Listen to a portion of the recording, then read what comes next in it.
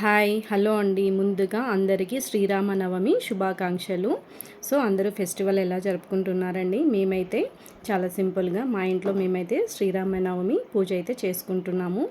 అందుకే మీకు కూడా చూపించేస్తామనేసి వీడియో అయితే చేశానండి. సో నేనైతే ముందుగా నైవేద్యం కోసము 5 రకాలైతే చేశాను. ఒకటి పాయసం, వడలు, అలాగే ముందుగా మనకి శ్రీరామనవమి అంటేనే పానకం, వడపప్పు.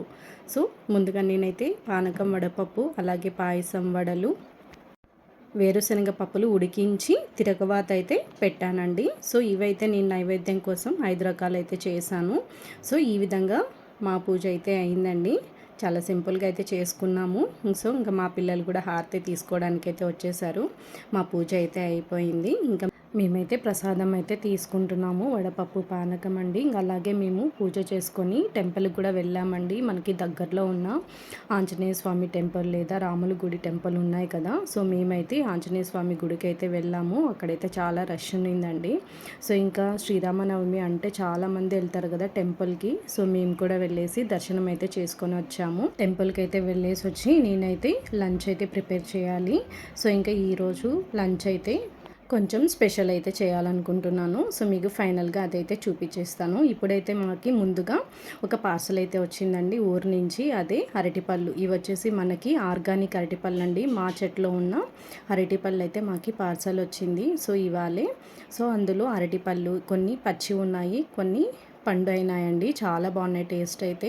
అలాగే కొన్ని ఫ్రూట్స్, అలాగే ఇంట్లోకి కావాల్సిన వేరుశనగ పప్పులు, అదే మనకి ఈ సీజన్లో అయితే వేశారు. సో దానికే నాకు ఒలిచి అయితే ఇంట్లో పంపించారండి. సో ఈ విధంగా వేరుశనగ పప్పులు, అరటిపళ్ళు, అలాగే కొన్ని ఫ్రూట్స్, ద్రాక్ష, సపోటా పళ్ళు, అలా ఇవన్నీ చెట్టువే అండి. చాలా బాగున్న టేస్ట్ అయితే. నేనైతే ఒకటి తిన్నాను.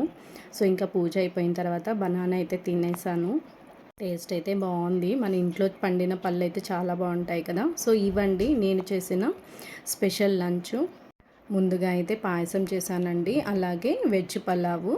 ఇందులో నేను ఈసారి మీల్ మేకరు, అలాగే డబల్ బీన్స్ అండి, అవి వేసి చేశాను. అలాగే వడలండి, వేడివేడిగా వడలు అయితే చేశాను. ఇంకా వచ్చేసి గుత్తి వంకాయ కర్రీ అండి. వెజ్ పలావ్కి అలాగే గుత్తి వంకాయ కాంబినేషన్ అయితే చాలా బాగుంటుంది. కావాలంటే మీరు కూడా ట్రై చేయండి. అలాగే మనకి వెజ్ పలావ్ అంటే రైతా కంపల్సరీ కదా. సో అలాగే రైతా అయితే చేసేసాను. అలాగే వైట్ రైసు, అలాగే ఫైనల్గా ఆలూ ఫ్రై. సో ఇవ్వండి ఇవాల్టి శ్రీరామనవమి స్పెషల్ లంచ్లో నేను చేసిన వంటలు. సో నచ్చిందా అండి? వీడియో నచ్చినట్లయితే లైక్ చేయండి, కమెంట్ చేయండి, షేర్ చేయండి. Thanks for watching.